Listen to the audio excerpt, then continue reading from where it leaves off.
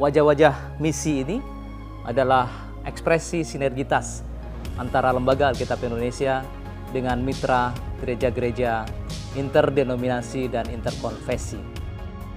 Lembaga Alkitab Indonesia yang lahir 9 Februari 1954 membawa mandat dari gereja-gereja yang berhubungan dengan Alkitab atau Kitab Suci.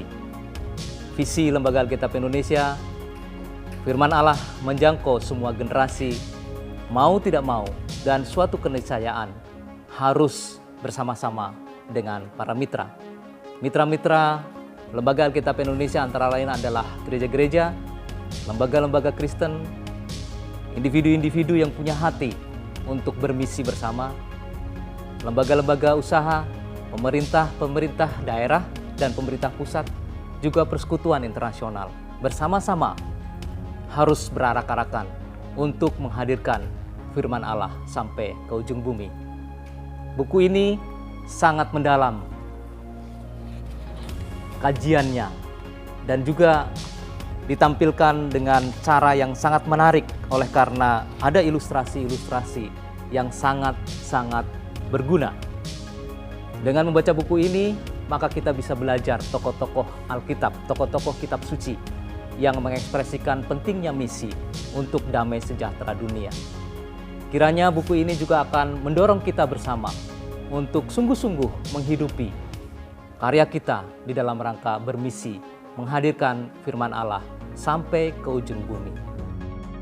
Lembaga Alkitab Indonesia bekerjasama dengan 5 komunitas Katolik di Indonesia menyelenggarakan kegiatan yang dinamakan Bible on the Road.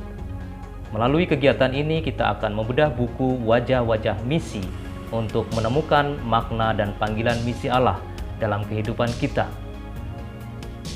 Oleh karena itu, saya mengajak dengan penuh semangat seluruh kaum muda untuk menjadi bagian dari misi Allah dimanapun berada. Terus tingkatkan terobosan dan karya kreatif kaum muda untuk menghadirkan misi Allah sampai kapanpun. Tuhan Yesus memberkati. Salam Alkitab untuk semua.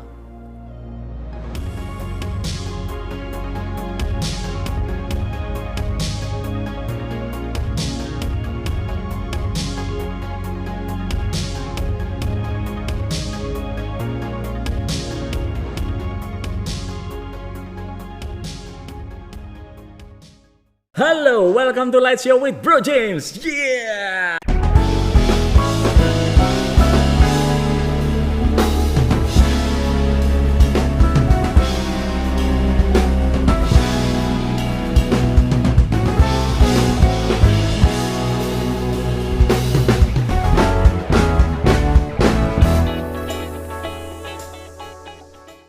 Bagaimana kabar kalian Lighters? Semoga kalian tetap sehat dan tetap semangat ya. Oke, Light Show kali ini sangat-sangat spesial banget nih Lighters, karena kita akan merayakan ulang tahun Light Show yang pertama. Dan Light Show kali ini adalah kolaborasi dengan Lembaga Alkitab Indonesia dalam campaign Bible on the Road.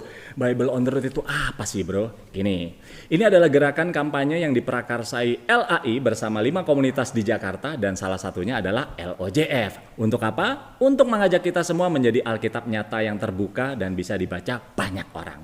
Artinya ya melalui partisipasi kita banyak orang yang bisa mengalami kasih dan kebaikan Tuhan yang real lewat Alkitab, yang bisa dibagikan, yang telah dibagikan secara gratis oleh LAI kepada saudara-saudara kita di pelosok tanah air. Nah, Lighters, mungkin kalian pernah lihat ya promosi di IG tentang buku atau tentang bedah buku Wajah-Wajah Misi sebelumnya yang membahas tokoh Ruth, Musa, Maria, dan Paulus. Nah, hari ini adalah final episode nih dari rangkaian Bible on the Road itu, di mana kita akan membahas salah satu tokoh yang inspiratif. Siapa tokohnya? Kita akan bahas bersama narasumber kita. So, mari kita sambut narasumber kita kali ini adalah Brother David dan Sis Yolanda. Shalom Om.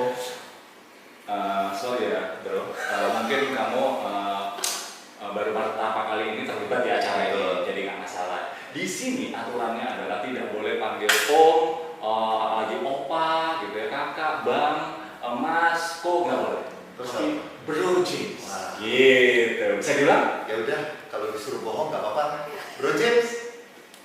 Ini gimana ya? Oke, saya maafkan ya. Oke, coba Sis Yolanda dicoba manggil saya. Shalom Bro James. Asik. Biasa banget. Ini baru bintang tamu. Nanti next episode aku undang Yolanda sendiri ya. Oke.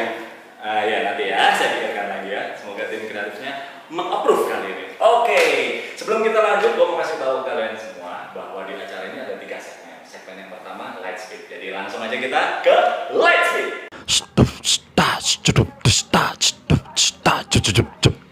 Oke, sekarang kita masuk ke segmen yang pertama yaitu light speed. Nah, di light speed ini gua akan kasih pertanyaan dan kalian harus menjawab dengan cepat. Namanya aja light. Belum ya. Sabar ya, Nak. Kamu antusias sekali ya, pengen jawab ya. Iya, kamu pasti selalu pengen tenang ya kamu ya.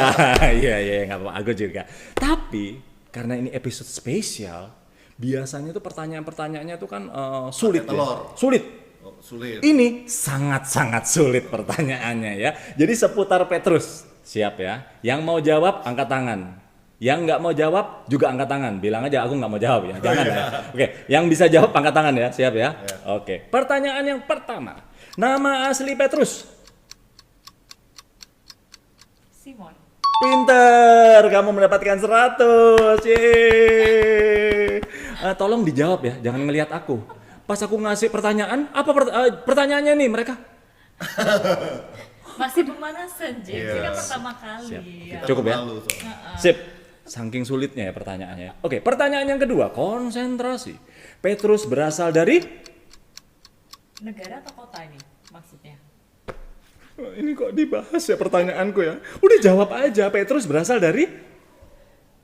Iya makanya negara atau kota? Negara dari... Ya, kota deh, kota. Kota ya. Oke, aku ulangi lagi ya. Petrus berasal dari Tetot. Oke, aku anggap mereka tidak bisa menjawab ya. Jawabannya adalah Galilea. Kamu udah mau jawab ya tadi ya? Udah mau jawab Galilea? Area Galilea, iya. Iya, itu. Soalnya kan kalau negara Israel gitu. Oke, jadi sebetulnya Galilea itu apa? Kota atau kabupaten, kota madya, RT, RW, kecamatan? Area itu kan, Danau Galilea. Oh iya. Maksudnya. Oh, jadi itu kota ya maksudnya ya? Oke. Nah, tim kreatif lain kali kasih tahu ya, Petrus berasal dari kota mana? Ingat ya. Oke. Atau dari distrik mana? Tolong saya yang mau tanya ya. Ya, Yolanda. Galilea itu area James. Coba Area. dijelaskan ke James lah. biar Oke. ngerti. Gimana kalau sekarang kita buka kitab suci aja langsung? Coba kita Google ya. Google. Oke. Promosi. Google, matikan handphone. Oke, pertanyaan yang ketiga. Saudara dari Petrus. Tadi lihat aku, sekarang lihat-lihatan mereka. Cakep sih memang. Bukannya jawab, malah Karena lihat-lihatan. kita nggak di briefing ya sebelum ini. Ini kan ketahuan gitu. Oke, durasi, tolong. Ini aku tahu James. Ya, silakan. Andreas. Yeay. Karena dia yang membawa Petrus kan yang ngasih tahu tentang Yesus. Luar biasa. Kelihatan ya kita melanggar. Kelihatannya ya. Oke, kelihatan. Oke, pertanyaan berikutnya, konsentrasi, sudah mulai panas nih kayaknya ya, lighters ya. Petrus disalib terbalik pada masa kepemimpinan, Nero. wah luar biasa. Luar biasa loh. Gila. Oke, kayaknya aku kasih, ini nggak ada di skrip, tapi aku mau tanya lebih. Nero nama panjangnya siapa? Enggak ada ya, oke. Atau nama baptisnya Nero, enggak ya, oke.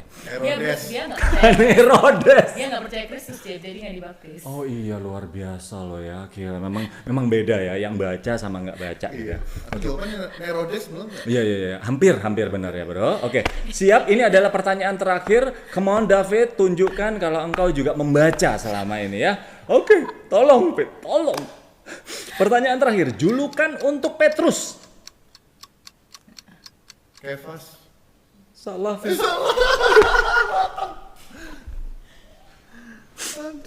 Aduh, gimana bedakku? Hancur nggak nih bedakku?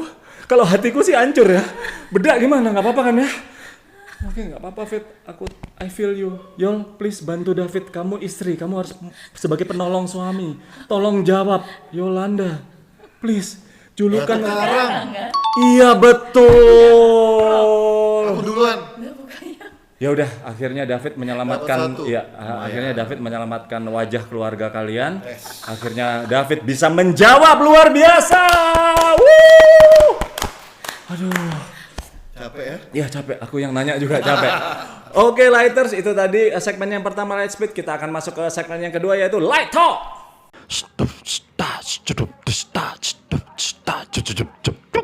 Oke, jadi tadi ada kesalahan sedikit ya, biasa ya, slip of tongue, something like that, and I said that apa tadi, Kefas ya, sengaja kan? iya Mau benar, ngerjain David kan? iya gitu. Aku pengen lihat ekspresinya David gitu loh. Ternyata apa? Ketika aku bilang salah, David juga iya salah, padahal benar ya. Jadi Kefas itu nama lain dari batu karang. Oke, aku lempar Kefas nih. Aku lempar batu karang.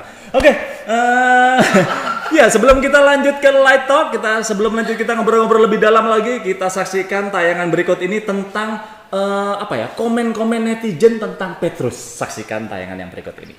Santo Petrus adalah seorang santo yang dipilih oleh Yesus untuk menjadi pemimpin dari gereja. Murid pertama dan nelayan. Petrus adalah murid Yesus yang pertama dan yang tertua. Petrus. Rasul pertama Yesus. Aku tahu. Muridnya Tuhan Yesus. Salah satu murid Yesus. Murid pertama Yesus bukan sih? Santo Petrus itu paus pertama dan Teguh pada imannya. Mengasihi Tuhan. Petrus setia mengikuti Yesus sampai akhir hayatnya. He has a strong will, dia punya kemauan yang besar, taat, sebenarnya berarti beriman, ya kan? dengan taat. Dia itu berani dan sayang Tuhan Yesus. Adalah seorang yang sangat setia kepada keyakinannya.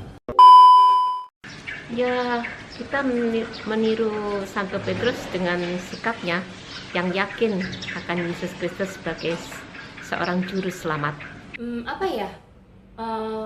Bangkit lagi dari keterpurukan dan mau mengakui dosa dan kembali kepada Tuhan. Petrus selama menjadi rasul Tuhan juga harus belajar mendengarkan Tuhan. Aiko juga harus belajar dengerin orang tua, soalnya kadang enggak. Mencoba untuk selalu taat pada perintah Tuhan. Dan tetap menjadi pengikut Yesus yang setia. Nah, sekarang kita akan langsung review buku Wajah-Wajah Misi ini. Tentunya lebih detailnya lagi tentang Petrus ya. Jadi kita akan buka halaman tentang Petrus. Halaman tentang Petrus ada di halaman 37 sampai 39. Oke, ini ya. Iya, sip. Kelihatan. Iya, kelihatan. Seperti yang tadi saya katakan, tulisannya besar-besar. Saya suka sekali buku ini.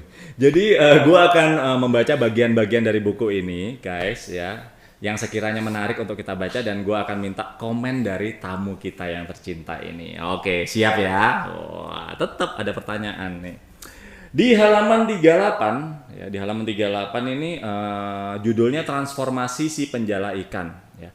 Kita lebih mengenal Petrus sebagai rasul utama atau sebagai si penyangkal Yesus yang dijadikan atau sebagai si penyangkal Yesus yang dijadikan paus pertama. Pokoknya dia seorang rasul hebat dan soko guru gereja perdana. Akan tetapi cerita tentang Petrus sebenarnya adalah cerita tentang kegagalan. Ya. Para penginjil menampilkannya bukan karena kehebatannya, tapi justru karena kegagalannya. Dengan itu, Petrus menjadi model bagi para murid, misionaris, dan pewarta Injil selanjutnya. Cerita panggilannya itu dari Lukas 5 ayat 1-11 menjadi ilustrasi yang menarik. Pertama, sabda Yesus menantang Simon Petrus di hadapan massa yang membeludak di pantai Danau Genesaret. Petrus tentu bangga bahwa Yesus memilih perahunya sebagai mimbar khotbah. Petrus tentu bersiap-siap untuk disalami dan mendapat ucapan profisiat. Sang guru ternyata menyuruh dia untuk bertolak ke tempat yang dalam dan tebarkan jalamu untuk menangkap ikan. Nah, sampai sini kita akan membahas nih ya. Jadi sang guru malah nyuruh tebarkan jalamu untuk menangkap ikan. Perintah Yesus ini sungguh menantang Petrus. Gimana menurut Bro Ensis? Ini dalam realita kehidupan kita sebagai manusia itu kadang kita harus dihadapkan pada kegagalan dulu, di mana kita itu nggak bisa mengandalkan kekuatan kita sendiri, sampai kita sadar bahwa ternyata kita itu terbatas dan kita butuh yang namanya sosok Tuhan. Nah, disitulah istilahnya manusia itu melakukan yang natural, yang alami, yang kita bisa lakukan. Sedangkan kalau berbicara mengenai supernatural, nah itu bagiannya Tuhan. Wow, dalam ini ya, soal nelayan, soal laut, dalam banget jawabannya ya. Oke, sekarang aku akan lanjut ke paragraf berikutnya, yaitu bagian pertama ya. Bagian pertama jawaban Petrus ini memperlihatkan pandangan pribadinya ini. Sepanjang malam sudah bekerja keras tetapi tidak menangkap apa-apa. Jawaban Petrus adalah simbol jawaban-jawaban para misionaris dan pemberita Injil selanjutnya, termasuk Anda dan saya. Nah, ini nih bro and sis ya. Jadi jawaban Petrus ini kan kebanyakan para misionaris, para pelayan Tuhan dan lain sebagainya pasti juga pernah merasakan kegagalan ya. Bagaimana nih tanggapan Yolanda deh kali ini? Sebagai pemimpin di LOJF, pemimpin di komunitas ini, apakah juga pernah merasakan kegagalan dan bagaimana pendampingan Tuhan ketika kamu mengalami itu? Sering ya, James, kita sering ya? kegagalan. Apalagi dalam, kalau tadi kan konteksnya misi ya, dalam menjalankan misi. Nah, dalam komunitas itu pasti banyak lika-likunya ya, dan banyak momen di mana kita tuh merasa gagal. Tapi seringkali dan berulang kali Tuhan tuh mengajarkan apa yang gagal di mata manusia itu adalah bagian dari rencana Tuhan yang indah. Contohnya misalnya seperti ini, waktu beberapa tahun yang lalu itu kan kita memulai ministry untuk anak-anak, kids ministry, Awesome Kids ya. Waktu itu kita belum ada level tuh, belum ada Awesome Kids, belum ada untuk yang Stars Club yang kelas 4-6, belum ada lead yang untuk SMP SMA, belum ada sama sekali. Jadi benar-benar untuk kids. Nah, itu kita itu memang sekumpulan orang-orang yang nggak tahu apa-apa, tapi mau gitu. Dan kemudian kan ada beberapa teman yang guru TK, terus kita ajak, terus kita memulai. Nah, itu susah awalnya. Bayangkan jumlah gurunya lebih banyak dari jumlah anaknya. Terus setiap kali anak masuk itu nangis keluar. Karena nggak suka sama kelas kids ministry-nya. Mereka merasa boring, nggak asik. Bahkan aku pernah, James, itu mimpin lagu buat anak praise and worship ya, buat anak-anak. Tahu nggak? Aku ada satu anak kelas 3 SD angkat tangan. Miss, it's so boring. Wow. Langsung di depan mata. Wow. Terus ada salah satu teman kita, guru sekolah minggu tuh, dia tuh sedih banget. Dia tuh sampai kayak merasa gagal dalam pelayanan karena dia tuh ke WC cuci tangan kan setelah selesai kita persekutuan doa, feast ya, persekutuan doa kita. And then yang terjadi adalah ada mama-mama yang lagi ngerumpi di kamar mandi. Jadi mama-mama nih bilang, ya lumayan lah ya ada penitipan anak di sini, walaupun ya nggak terlalu seru sih, anak gue sebenarnya ya nggak mau tapi gue paksa. Dia itu langsung merasa kayak, aduh pelayananku ini sia-sia. Kita ini pengen anak-anak ini mengenal Tuhan tapi dipandangnya hanya sebagai penitipan anak, dan ucapannya seperti apa, reaksinya seperti itu. Nah waktu itu kita itu merasa gagal total sebenarnya.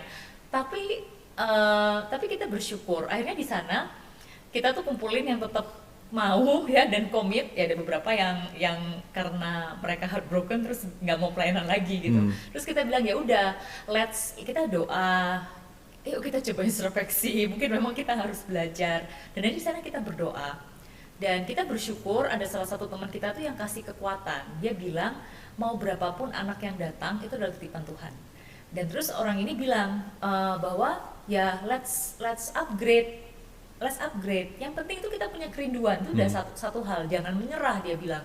Dan kemudian entah gimana caranya kita tuh berdoa terus, dan tiba-tiba kita itu ada salah seorang ibu dari muridnya Kids Ministry ini itu datang ngasih kita suatu phone number seseorang di Surabaya. Dia bilang, kamu coba belajar, siapa tahu orang ini bisa bantu, ini saudaraku, dia bilang gitu, temannya saudaranya, sempat nomor telepon itu aku biarin selama setengah tahun karena aku merasa ya kayaknya percuma ya, kita selama ini udah baca buku, kita nanya-nanya ke kanan kiri, kok kayaknya tuh kita juga tetap kayak gini-gini terus gitu loh kids ministry-nya.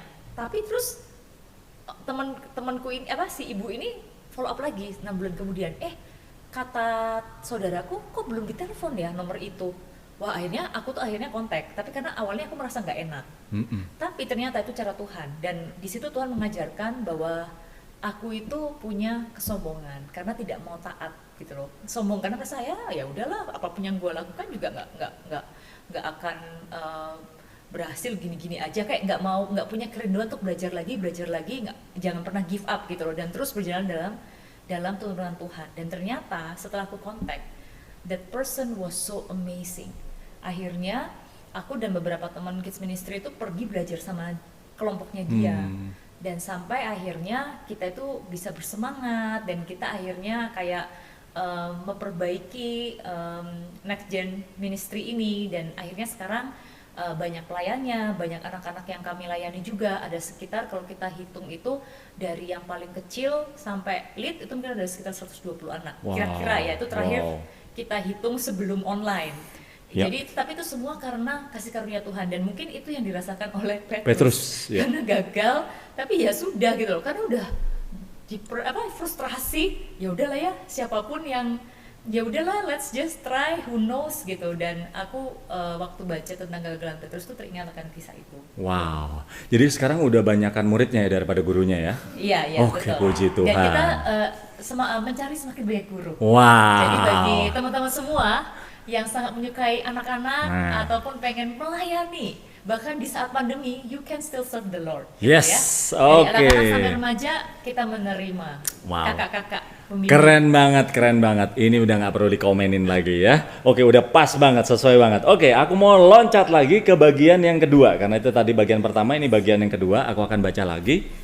Petrus berani mengambil resiko. Nah, itu jelas dari bagian kedua jawabannya. Tetapi karena perkataanmu itu, aku akan menebarkan jala juga.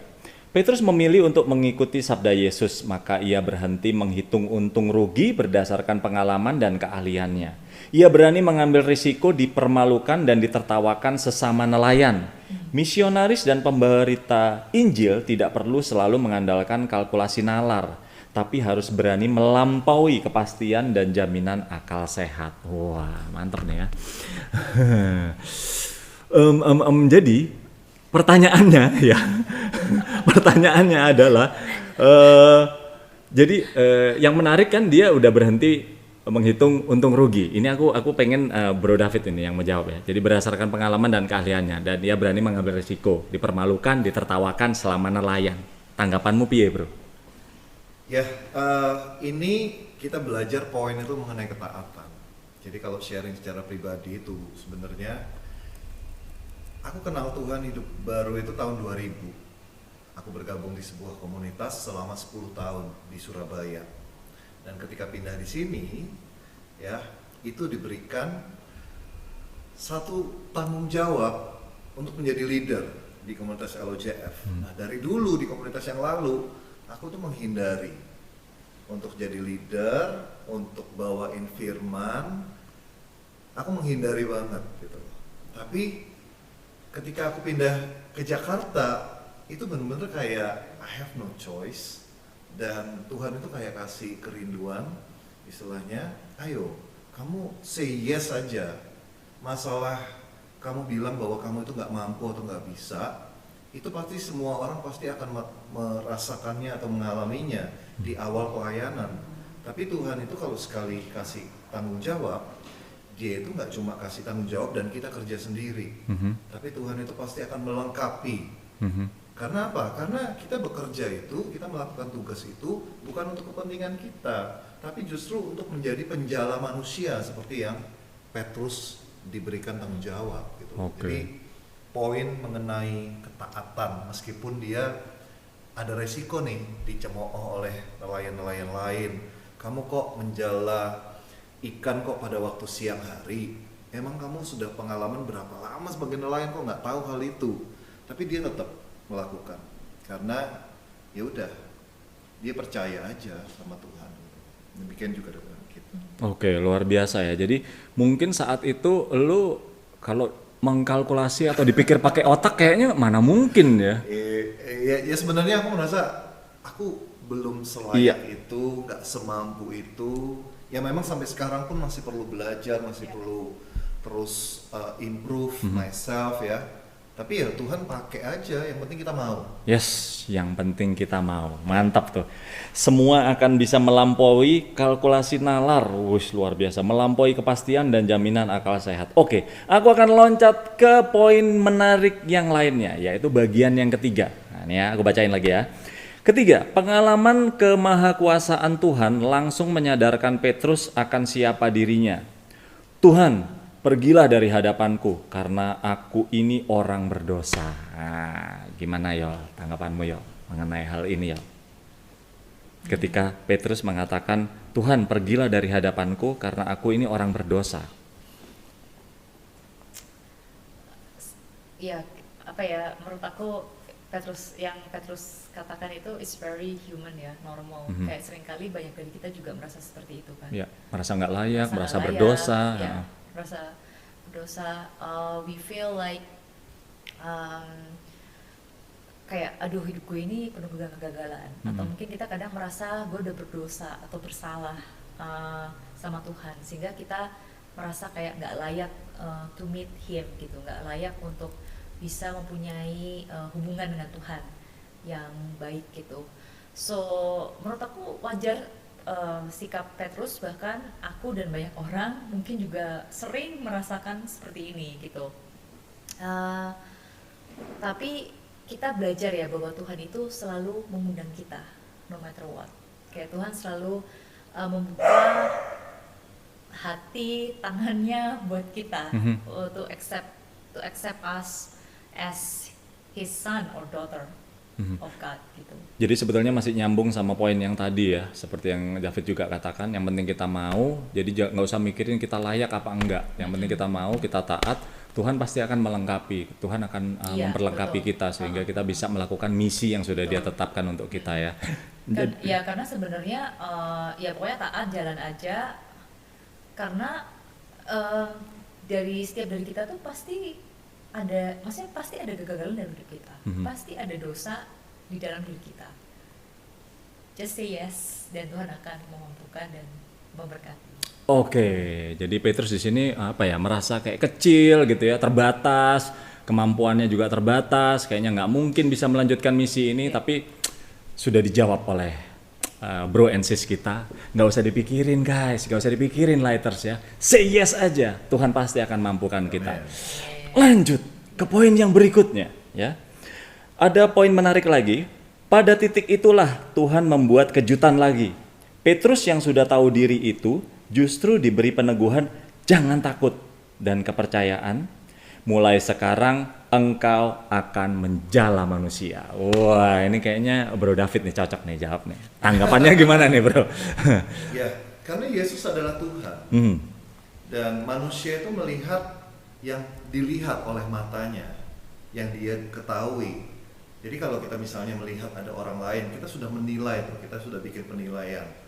Oh, dari kinerjanya seperti ini, kita bisa mulai perhitungkan, kita sudah judge dia seperti apa. Tapi Tuhan tuh melihat jauh ke depan dari apa yang pernah kita bisa pikirkan. Mungkin pada waktu itu, Petrus itu adalah seorang nelayan, seseorang yang kasar. Bisa dikatakan dia tidak punya pendidikan yang tinggi, beda dengan Paulus ya. Orang yang spontan. Nah, itulah kenapa dia nebar jala aja, dia salah satunya spontan, gak mikir.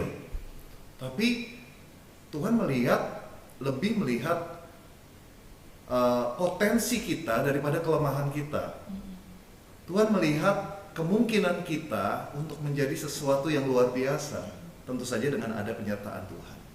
Jadi bagi kita sesungguhnya refleksinya adalah mungkin kita merasa kita nggak mampu, kita masih lemah, kita masih banyak dosa. Tapi kalau Tuhan mau pakai, berarti memang Tuhan melihat ada potensi yang baik gitu loh dalam kehidupan kita. Jadi makanya just say yes, Tuhan akan lipat gandakan apa yang kita lihat ini mungkin terbatas. Oke. Ya, jadi Oh, when the Yolanda mau nambahin. when the world reminds you of your reality, Mhm. God will remind you of your possibility. Wih, cakep itu ya. Nanti akan ada subtitlenya ya, karena saya tidak akan pernah bisa mengulangnya, saudara-saudara ya. Oke, sekarang itu tadi bedah bukunya udah dulu ya. Itu kita hampir mengungkap semua. Jangan semua ya. Iya, hampir. Nanti nggak seru. Betul. Baca sendiri lebih seru. Nah, jauh lebih seru. jadi Lighters kita tadi hampir membahas semuanya, tapi kalau pengen tahu lebih lengkapnya lagi, ya baca. Tapi jangan cuma baca, beli dulu baru dibaca. Ya, oke. Nah, sekarang berhubungan sama ulang tahun Light Show nih, brother and sister, ya kan. Light Show ini kan merupakan salah satu program milik LOJF ya, yang sudah setahun nih, akhirnya setahun juga. Hampir 50 tahun ya ini ya? Itu saya yang hampir 50 ya. Oh, Light Show-nya baru setahun. Iya, presenter apa? Hostnya yang hampir 50 tahun. Puas Siap, ya. Bro ya. Oke. Bro. Ini pertanyaan tentang ulang tahun Light Show nih. Gimana menurut kalian? Ini tolong jawab jujur ya. Gimana menurut kalian? Bagaimana acara ini? Apakah perlu dilanjutkan atau enggak? Apakah sesuai dengan misi? Apakah tidak? Atau ini? Aku pengen review jujur. Enggak. Ini beda ini. Iya, ini beda Light Show. Beda Light Show, guys. Sekarang ini twist ya. Ternyata ini beda Light Show. Iya, sebetulnya ujungnya tuh ini ya gitu ya. Gimana? Menurut kalian gimana sih acara ini? Apakah oke nggak sih di mata kalian tuh gimana? Yolanda ini kan biasa ngomong yang nice kan, mending aku dulu. Nah, benar. Gini, aku dulu terus bener. Yolanda. Orang kan suka ditawarin, ini aku punya good news sama bad news. Iya, Kamu mending mau yang mana? bad Bad news news dulu dulu aja ya. Ibaratnya kayak anak kecil kan, habis minum obat dikasih permen. Iya. Mari kita, panjang ya jawabannya. Kita hadirkan obatnya dulu. Iya. Gimana? Menurutku ya, sekarang ini kita itu sangat-sangat mengapresiasi semua pelayanan yang ada di LOJF. Jadi semua itu perlu dievaluasi, semua perlu untuk jadi lebih bagus lagi buat Tuhan. Tapi aku bilang Bro James dan teman-teman dari Light Show yang mungkin tidak terlihat di layar ini, ya mereka sudah melakukan yang terbaik. Jadi boleh nggak kita berikan apresiasi yang luar biasa buat mereka? Ya? Konfeti. Tapi kalau di LOJF ini kita punya spirit of excellence. Yes. Nah, jadi harapan kita adalah terus berkembang jadi lebih baik lagi. Oke, thank you brother. Berarti tim kreatif abis. Ternyata bukan bad news. Iya. Makanya aku udah deg-degan sih ini, udah mau lepas jas ini. Jadi abis ini jangan lupa kita jangan mikirin episode berikutnya ya. Kita evaluasi dulu. Ya ingat. Tapi bener loh, bener. Kalau kita kadang-kadang kita tuh suka jalan ya kayak tadi mungkin kita kalau ikutin Petrus tebar jala gitu loh. Terus lama-lama loh kok nggak dapat karena dia nggak evaluasi. Karena waktu itu mungkin Petrus nggak ada timnya ya, nggak ada tim kreatif. Oke, lanjut gimana Yolanda? Kalau minta pendapat David itu selalu gitu. Dia ini seperti seorang achievement father. Apa maksudnya? Dipuji, oke, bagus, tapi dilepas. Spirit of excellence lebih baik lagi ya ke depan. Oke. Jadi kamu pengen kipas-kipas itu langsung harus kerja lagi gitu. Ya. Tapi ada kalanya memang hal itu dibutuhkan. Iya. Karena kadang-kadang pelayan, aku jadi yang jawab. Kadang-kadang pelayan Tuhan itu suka mikirnya, udah keren kok, udah oke, banyak yang suka, gitu loh. Padahal kita nggak pernah, padahal itu belum terbaik dari versi kita yang sudah kita berikan. Mantap. Nah, Yolanda? Oke.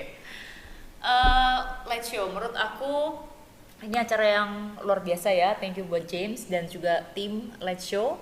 Karena kita tahu bahwa untuk membuat Light Show ini itu butuh banyak banget persiapan. James harus preparation ya kan pasti, terus kayak harus research nanti narasumbernya kayak gimana, cara nanyanya gimana gitu. Jadi it takes a lot of work.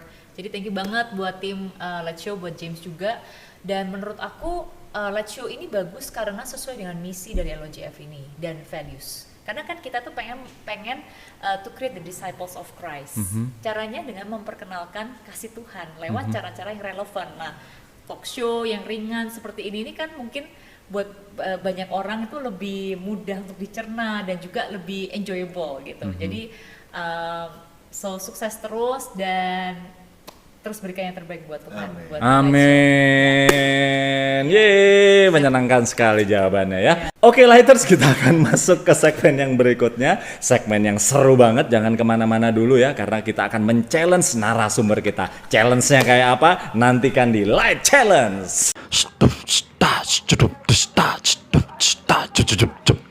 Oke, sekarang kita masuk ke segmen yang terakhir, yaitu segmen Light Challenge. Di mana di segmen ini gua akan men-challenge narasumber gua, bintang tamu kita kali ini. Gua akan suruh mereka mempromosikan buku Wajah-Wajah Misi ini, tapi dengan gerakan ala TikTok. Aduh, ini sangat-sangat aku nantikan dan aku rindukan selama ini melihat Bro David dan Sis Yolanda dengan kita bikin kolaborasi dan pokoknya gitu dah. Aku speechless kali ini ya. Jadi kalian harus mempromosikan buku ini dengan gerakan. Siap? Oke, siap. Kita bulan depan hijack aja live show-nya. Kita yang interview kita James balas gimana? Kan, Iya kan? Oke, itu nanti tergantung dari hasil evaluasi tim kreatif dan kita ya. Bagi teman-teman yang setuju kita hijack live show, silakan komen saat ini juga. Kita yang akan kita balas interview James. Gimana? Setuju? Kasih itu gak membalas.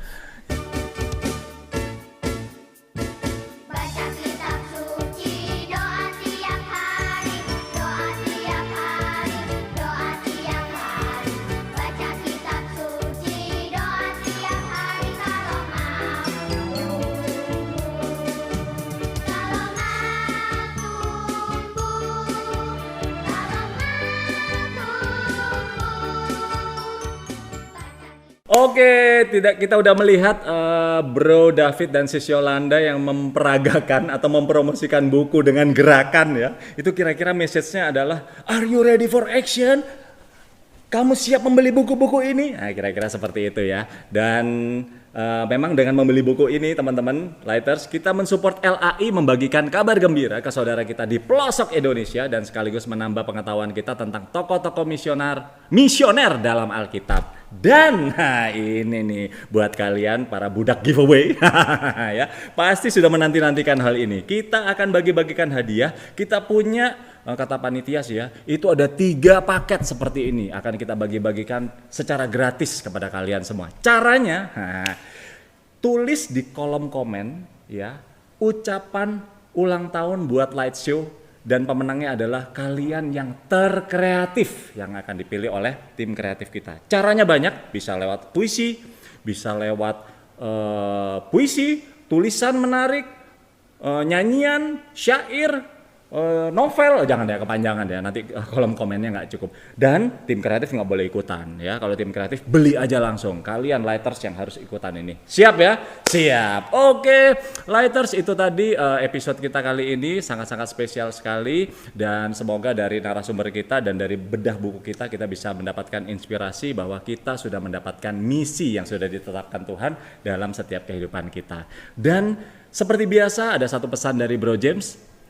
Misi itu harus dijalani, jangan dilewati. Karena kalau dilewati nanti jadinya misi gitu ya. Oke Lighters, itu tadi episode kita kali ini. Kita ketemu lagi di episode yang akan datang. Always be the light and God bless you.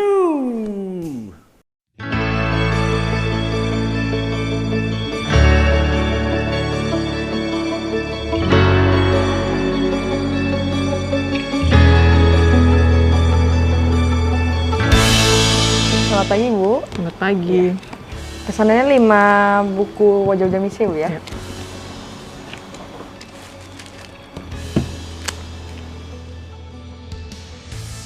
Ini untuk pesanannya Bu ya. Iya. Tentunya terima kasih Bu. Terima Tuhan kasih. berkati. Sahabat Alkitab, bermisi adalah panggilan kita bersama. Dengan membeli buku Wajah-Wajah Misi, kita telah turut mendukung kegiatan misi dan pelayanan Lembaga Alkitab Indonesia untuk menyebarkan kabar baik bagi umat Kristen yang ada di pelosok tanah air. Mari dukung pelayanan ini dengan membeli buku Wajah-Wajah Misi. Tuhan memberkati. Dapatkan buku Wajah-Wajah Misi di Bible House Lembaga Alkitab Indonesia, Jalan Salemba Raya, nomor 12, Jakarta Pusat, atau mengunjungi website www.alkitab.or.id. Info lebih lanjut dapat menghubungi 0811 995 2890.